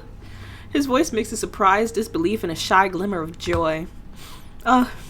I'm glad you like the awkwardness, because I have plenty of it. You probably noticed. Right off the bat, is it really written on my face? Actually, I initially chose this tactic to charm you, miss. Of course, everything went according to plan. Right. And he shifts his gaze to me. Actually, miss, I'm here to inquire. Acquire? What? Please, say something normal. He doesn't get to finish. We have a visitor. Can anybody be normal here? Okay. Okay. Okay. Okay. She stands next to the counter, clicking her mandibles impatiently. What do you want, lady? It's not your turn. 2 packs of Brapsy, a pack of screaming cheese, and a bag of fairy fingers, darling. By the way, your gas attendant is a real sweetheart. Really? We have a gas attendant? It's frightening to imagine what my invisible colleague looks like. He hasn't even bothered to say hello. And hurry up, I need to rush. I have a lot of work waiting for me today. I'm starting to pack the order. At the same time, this incubus awkwardly tries to hit on the lady. God. And I thought we had something special. Apparently, the failed Casanova decided to try his luck on a new victim. Oh, brother. Wow, you seem so busy and cool, man. And you must have a very, wonderful job. She starts clicking her mandibles energetically, producing a buzzing sound that vaguely resembles laughter. Wonderful. Oh, yes, wonderful. Wonder for those who don't like to eat, sleep, or see their children grow. Really, the best job in all 9 worlds. Speaking of children. Oh my god! Victor barely recovers from her sarcasm when the lady immediately pulls a wallet out of her bag and unfolds it. Oh, wow. Over and over again. It seemed endless. This is Gugu. He has his father's mandibles. Victor gazes into the abyss. The abyss gazes back, revealing baby pictures. Yeah, the seduction attempt has failed. Again.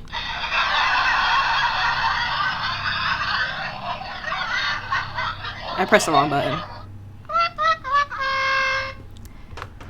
Like any mother, Lady Mantis loved her children and considered it her sacred duty to tell every passing incubus about them. This is Gugu. He's in his rebel phase right now. He pierced his mandibles. Can you imagine? He makes such a racket when he eats. The image of a larva in a biker jacket makes me snort and reminds me of David. And this is Gigi and Gaga. And they're still larvae, but already so talented. What talents can larvae have? They just lie there and eat? I do too, though. Wait, don't think about that. You have very cute children, ma'am. All 20 of them. Incredibly cute. That's just the first wallet. Oh, God. Girl, have your order. Oh, I got a bit carried away. I really am in a hurry. Here, your money, darling. Yes.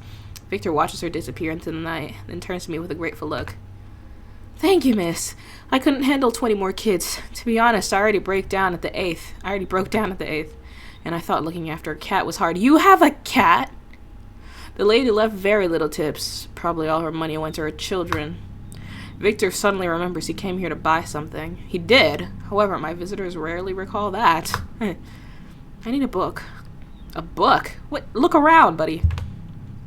Victor scans my stinking supernatural realm of discount rotten chocolate bars. It's a guide for, well, you know, succubi and incubi.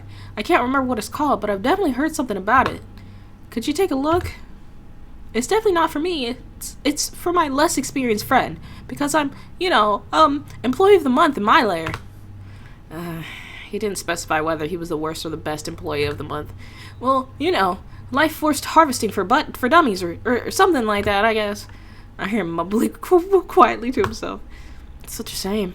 I should have just stayed home and rewatched Evangelion for the 9th time.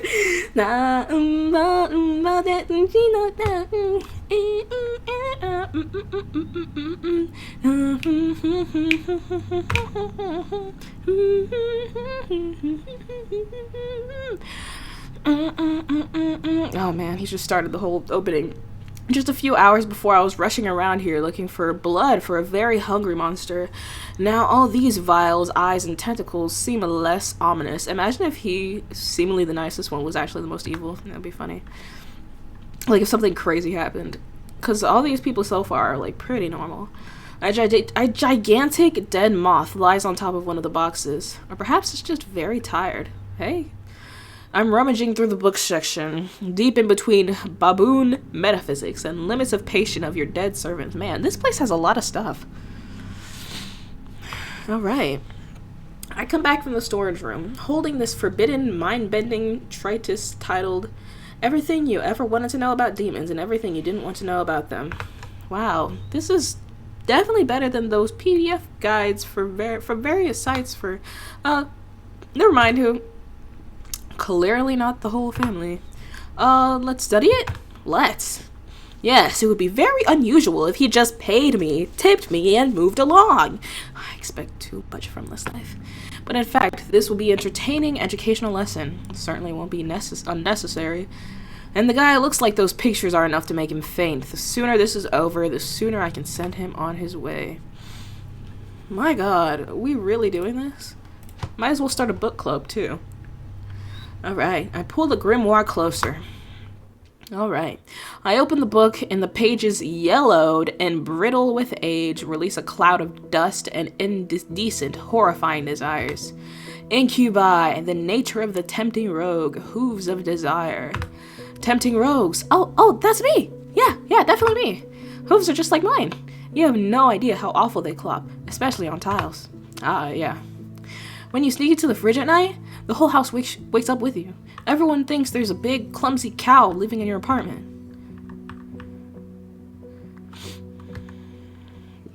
Yeah, they're all purple. Oh, you're right. All incubi really are purple. I thought my skin color was just some kind of coincidence. Really. You know, like, when you create a character in a video game and just spin the color wheel until you stumble upon something weird? Yeah, I thought that too. He gives me a cautious look, as if not entirely sure about the coolness of his purple hue. It's great. Purple color.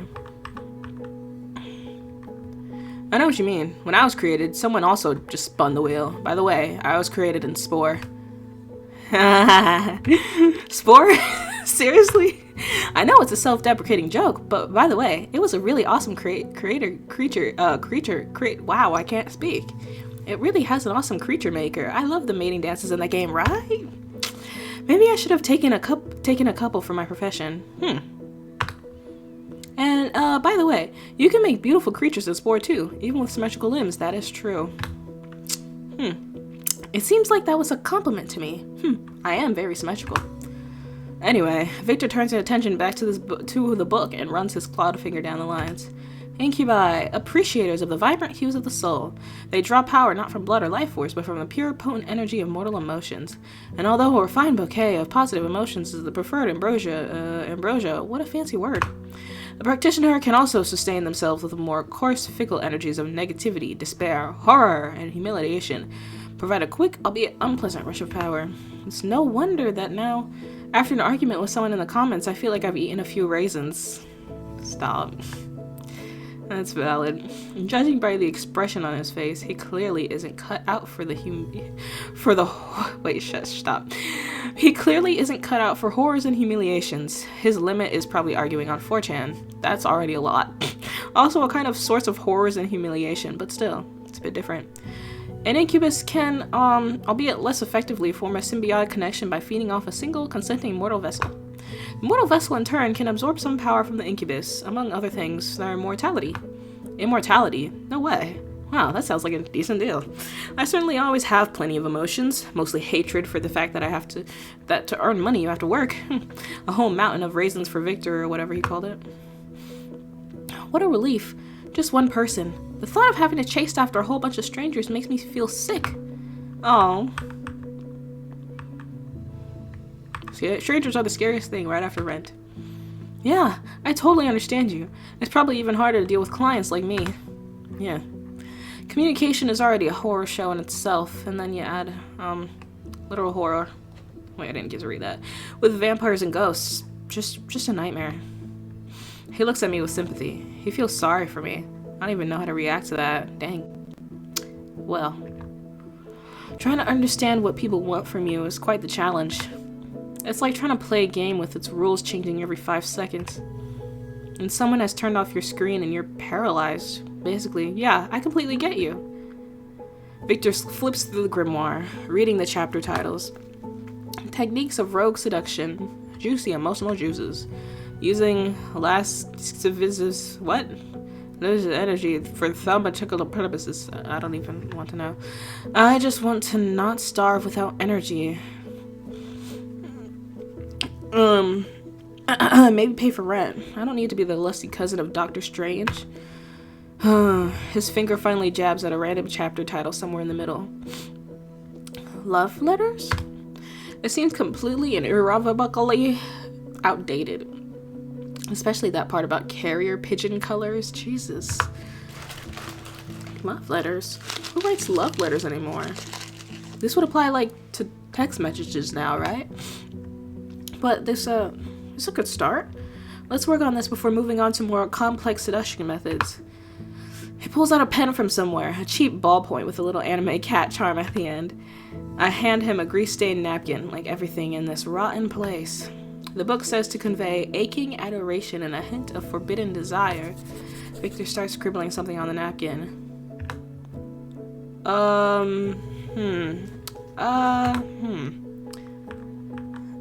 Try again, buddy.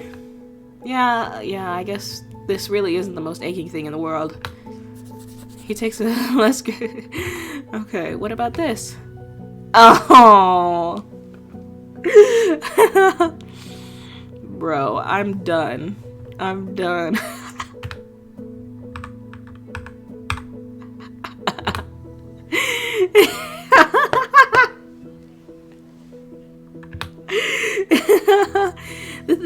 This probably means the picture turned out well, right? With a trembling hand, he takes the drawing for himself. If my client gets a heart attack, Bob will probably kill me. Recognizing the desires of the vessel, he scans the first few lines of text. It's all about observing subtle hints, interpreting body language, and engaging in candid conversations to uncover the special nature of mortal carnal desires. He glances at me. What does Vessel Zeke want? The vessel wants money. Stable mental health, fame, love, adoration. The vessel wants to become the new Sandro Botticelli. The vessel wants a simple human sofa and cuddles on it. Let's not linger, young man.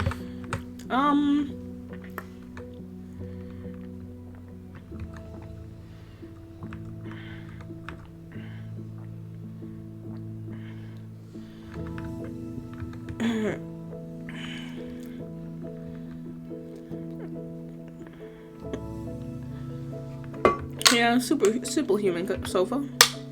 Oh, and great, and pizza, right? Correct. In his eyes is genuine sympathy and an understanding of every delicate string of my unfortunate, lonely soul. That's honestly quite a simple desire. I think if the criteria for the second person on the couch aren't too strict, I could easily help. Stop. Though sometimes I comment too loudly on what's happening on screen. I hope that's not too much of a problem. Sometimes you just can't help but make a stupid comment 10, 20, in 5 minutes, especially when you know some facts about the movie, right? We continue to study this villainous seduction manual. The art of verbal seduction and slippery flattery, so they don't have this kind of stuff online? To his surprise, Victor finds no mention of the fact that pirate compliments work on living people.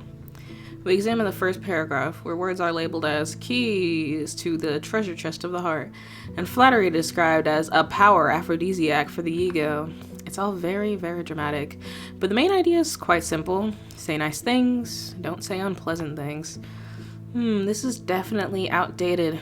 If I tell someone that his eyes are double gateways to the Champs-Elysees, I'll definitely get sprayed with pepper. And this, good lord, when I kiss you, I tremble like a paralyzed beggar. How is that even supposed to work? No, that's too much even for me. His gaze slides over to me, trying to latch on to something particularly attractive about my appearance. Okay. You have very elegant ear shape. Wow.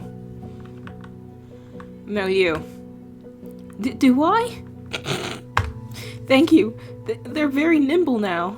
What were they before? But there's no instruction for when someone compliments you back. Probably don't blush, and that's something I didn't manage. Whew. Gathering his courage for another compliment. Actually, I think you have a wonderful sense of humor. Like, nothing can really get to you, right? Huh. Most people would scream, run away in horror, or fall into a true existential crisis. Don't worry, I've already been through that. I'm the main joker of this greasy gas station. Should I be proud or horrified? Huh. It wasn't that bad. That was cute. Yeah. It was cute. Despite everything, he starts to relax. He's probably beginning to feel more comfortable around me. I would have never thought a monster would have to struggle with discomfort from interacting with a mortal soul, not the other way around. Cute. Another chapter. How to be a mirror. I didn't know we could change. Oh, it's metaphorical. The text describes the principle of mirroring, subtly borrowing mannerisms, speech patterns, and even expressed opinions of the victim to create a sense of closeness and understanding. The path of least resistance to gaining modal attraction. That would be pretty interesting. Oh no. What about all that stuff about just be yourself and everything will work out? My mom lied to me, didn't she? With similar interests? Ugh. What do ordinary people like? Football and weather? Definitely not anime and Dark Souls. Discussing the brilliant soundtrack of Silent Hill with people is a bad idea, that's for sure. Me! You can discuss it with me! Alright, practice. The book says that practice is the key to success. Victor lifts his gaze to me. Play along with me, please, like we just met. Beautiful, mortal soul. I have appeared to you in half dreams so many times, but I finally decided to find you in reality. I won't let you go so easily again. Even though the words aren't the most elegant, there's something supernatural about them. I still begin to feel a pull. A shiver runs down my spine.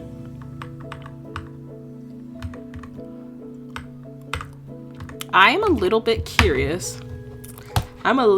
Curious what happens when you give in to the feeling. What happens then? His movements suddenly become smooth and eerily graceful. What the heck? Are we about to die? The words this creature now speaks bypass my mind and penetrate straight into some primal parts of my brain. I play along, but a part of me realizes this isn't entirely a game. I'm a mortal being, and he's a demon from hell who came for my wretched soul. I know this is dangerous, mortal, that it's wrong, it's forbidden fruit, but doesn't that make it all the sweeter? Oh no. Last remnants of reason within me protest. Ah yes.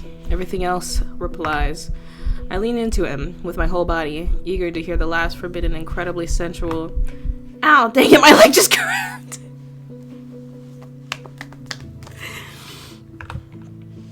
The resonant hum abruptly cuts off. We're back in that little gas station. Well, I mean, you kinda did it. I couldn't hold that seductive pose for more than 10 minutes, but it seemed like we were doing pretty well, right? What even was that? That was a bit creepy, to be honest. Okay, now I'm curious, what he would say. I'd love to talk about the Silent Hill soundtrack. Yeah. Yeah. Victor's carefully crafted, seductive expression shatters into pieces. His eyes widen. He blinks several times, and his gaze ignites with pure delight. You really want to talk about Akira Yamaoka's industrial soundscapes? Yes, and how they create an all-encompassing sense of psychological horror that reflects the protagonist in a turmoil? Correct! Because, I mean, the use of trip-hop elements in the Silent Hill 3 soundtrack is criminally underrated! Criminally! Exactly, bro! Exactly!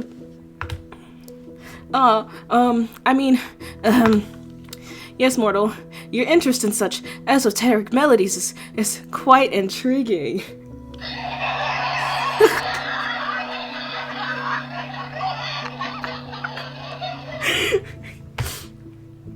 He chuckles softly. But you're right. Pretending is very exhausting. You can never truly be close to someone if you're always pretending. Though, I don't really need that, do I? I just need juicy, sweet emotions. Well, who am I kidding? I'm the most pathetic incubus in the world. I need more than just that. He's flipping through the treatise a bit longer before letting out a sigh. His stomach growls again. Seems he could use an emotional snack. I think we've covered all the important stuff. I suppose it's time to wrap things up. Okay, this guy's my favorite. He starts to rise from the floor. Wait, how did it happen that no one explained anything to you? Even I had a briefing. A 2-minute one. Yeah, I'm curious. Excuse me. I'll tell you, but Just promise you won't laugh, okay? I promise. Relief washes over his face. Yes, wonderful. I accidentally sold my soul on the dark net. Really, bro? Really, dog? How did you even get there?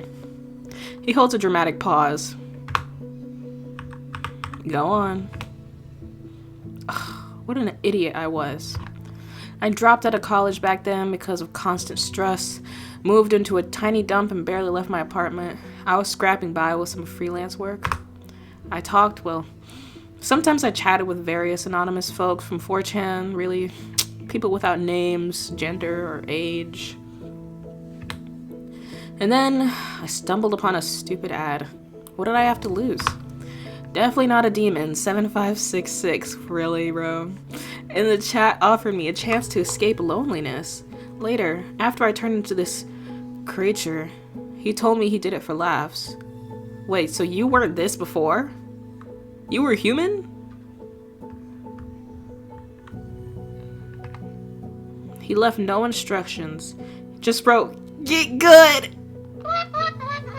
in the chat and deleted all contacts.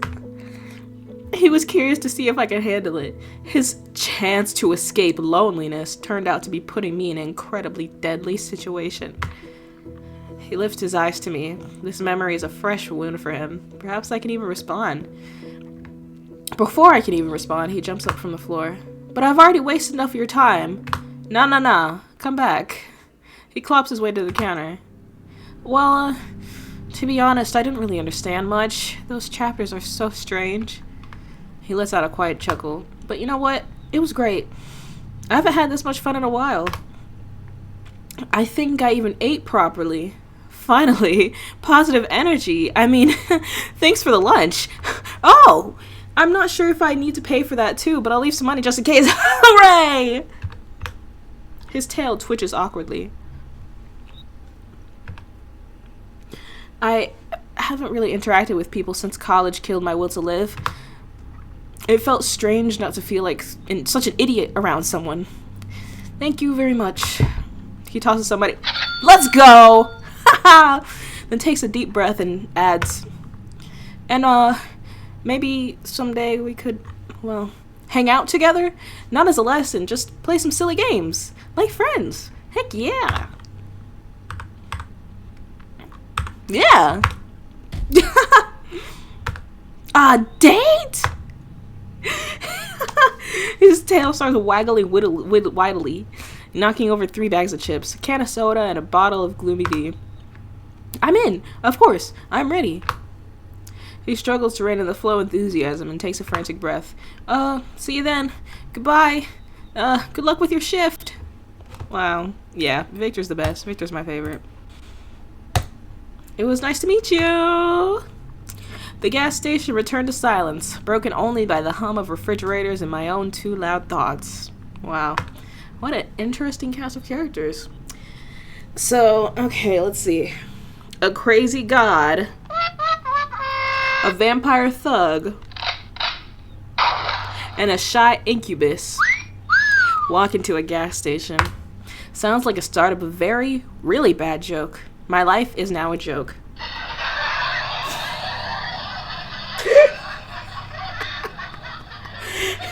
Okay, let me put it down. Just great. I just wanted to pay my bills. I didn't sign up for interdimensional quarrels and therapy sessions for the undead. But, on the other hand, I wasn't eaten. And I wasn't turned into a piece of furniture. By the standards of this night, that's a resounding success. And look at that tip jar, bro. Man, honestly, these monsters are all just normal people. Who'd have thunk? I cautiously glanced at the door to Bob's office. There was a low, guttural humming, like a giant, disgruntled computer tower was working inside. The clock on the wall indicated it was the end of my shift. With a heavy sigh of relief, I began closing up the place. Finally, I walked to the front door, inserted the key into the lock, and was about to turn it when suddenly... Organism! I jumped in place, nearly dropping everything. organism. Your performance has exceeded all my algorithm predictions by 47.3%. You are not just an organism. You are an efficient, flawless machine for generating currency. Yeah, buddy. I am feeling an emotion for your kind describes as managerial pride. If you keep up the good work, the possibility of receiving a 25-cent bonus will become not just hypothetical, but quite real. Go, organism. Restore your energy resources in return for further exploitation. Yada yada. He vanished as suddenly as he appeared, leaving nothing but ringing silence behind. I stood for a few seconds, processing what I heard. Then I slowly turned the key in the lock. Click. First shift completed. I survived. And now I can do anything, which means...